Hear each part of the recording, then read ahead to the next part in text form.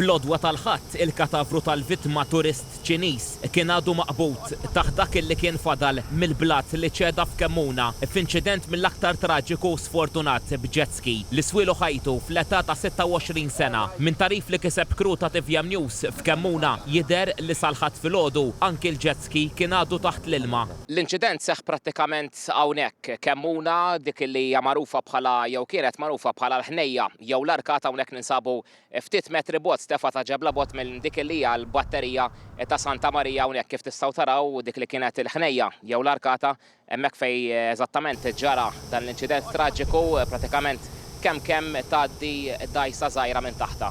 Fis-stqarrija, il-Pulizija qalet li l-inċident seħħa l-ħabta ta' 7:15 ta' filgħaxija meta kif irriżulta minn stħarriġ preliminari Amerikan ta' 32 sena tela fuq il-ħnejja sabiex jaqbes il-baħar minn fuqha. Imma li l-vittma kien għaddej minn taħta jidher li ċeda l-blatt u l-vittma spiċċa mirdum taħt l-ilma. Il-vittma nstab mill-addasa tal-Forzi Armati sabuh maqbut taħt il-blatt fil-baħar bla ebda sinjal ta' ħajja. Miegħu fuq il-jet ski kien hemm mara Ċiniża wkoll ta' 27 sena. Il-Pulizija qalet li r-raġel Amerikan ittella mill-baħar minn lanċa privata u ddaħħal fil-port tal-Imġar Għawdex. Hemmhekk ingħata għajnuna medika iżda ma marx l-isptar. Intqal li l-mara wkoll iddaħħlet fil-port tal-Imġar. Ittieħdet l-Isptar Ġenerali ta' Għawdex b'ambulanza fejn ġiet iċċertifikata li weġġat gravi. Fuq il-post issejħu uffiċjali tal-Protezzjoni Ċivili kif ukoll membri tal-Forzi Armati ta' Malta li bdew imexxu operazzjoni ta' tfittxija u salvataġġ.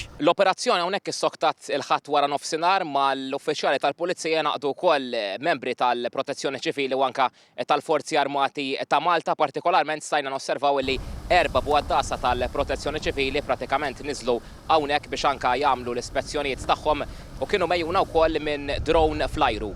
U mifhum li l-operazzjoni għandha tidħol fil-qalba tagħha il-ħadd filgħaxija bil-għajnuna ta' inġenji meħtieġa sabiex jitneħħa l-ġebel li waqa' mill-istruttura u jittellaw il-katavru tal-vittma u l-jet ski. Ikkelliema l-Protezzjoni Ċivili qal ma' TVM News li ustmat li l-operazzjoni għandha tieħu ħin mhux ħażin. Min tarif li kiseb TVM News minn fuq il-post jidher li dan l-aħħar il-ħnejja bdiet tiżviluppa ċertu xquq u li l-qagħda tagħha komplit tmur allar riżultat tal-maltempata ħeri. Għaldaqstant jidher li l-istruttura kienet mistennija li tiġġarraf minn ħin għal ieħor. Il-Maġistrat Monika Vella ġiet informata bil-każ u fetħet inkjesta maġisterjali. L-investigazzjonijiet mill-Pulizija għadhom għaddejjin.